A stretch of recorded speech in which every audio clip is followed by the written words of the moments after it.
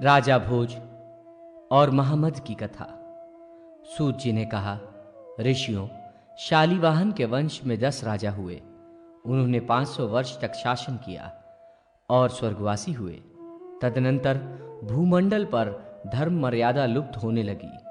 शालीवाहन के वंश में अंतिम 10वें राजा भोजराज हुए। उन्होंने देश की मर्यादा क्षीण होती देख दिग्विजय के लिए प्रस्थान किया। उनकी सेना 10,000 थी और उनके साथ कालिदास एवं अन्य विद्वान ब्राह्मण भी थे। उन्होंने सिंधु नदी को पार करके गांधार, मलेच्छ और कश्मीर के 6 राजाओं को परास्त किया तथा उनका कोष छीनकर उन्हें दंडित किया। उसी प्रसंग में आचार्य शिष्य मंडल के साथ मलेच्छ महमद नाम का व्यक्ति उपस्थित हुआ।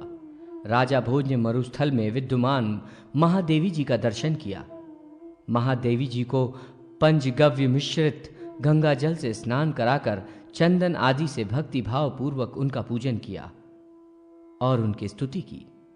भोजराज ने कहा, हे मरुस्थल में निवास करने वाली तथा मलेच्छों से गुप्त शुद्ध सच्चिदानंद स्वरूप वाले गिरजापते, आप त्रिपुरासुर के विनाशक तथा नानाविध माया शक्ति के प्रवर्तक हैं।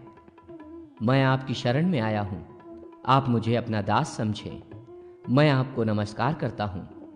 इस स्तुति को सुनकर भगवान शिव ने राजा से कहा, हे भोजराज, तुम्हें महाकालेश्वर तीर्थ में जाना चाहिए। यह वाल्विक नाम की भूमि है, पर अब मलेच्छों से दूषित हो गई है। इस दारुण प्रदेश में आर्य धर्म है ही नहीं। महामायावी त्रिपुरासुर यहां दैत्यराज बलि द्वारा प्रेषित किया गया है। मेरे द्वारा वरदान प्राप्त कर वो दैत्य समुदाय को बढ़ा रहा है। वो अयोनिज है, उसका नाम महमद है। राजन, तुम्हें इस अनार्य देश में नहीं आना चाहिए। मेरी कृपा से तुम विशुद्ध हो। भगवान शिव के इन वचनों को सुनकर राजा भोज अपनी सेना के साथ अपने देश में वापस चला आया। राजा भोज ने द्विजवर्ग के लिए संस्कृत वाणी का प्रचार किया और शूद्रों के लिए प्राकृत भाषा चलाई। उन्होंने 50 वर्ष तक राज्य किया और अंत में स्वर्गलोक को प्राप्त किया। उन्होंने देश मर्यादा का स्थापन किया।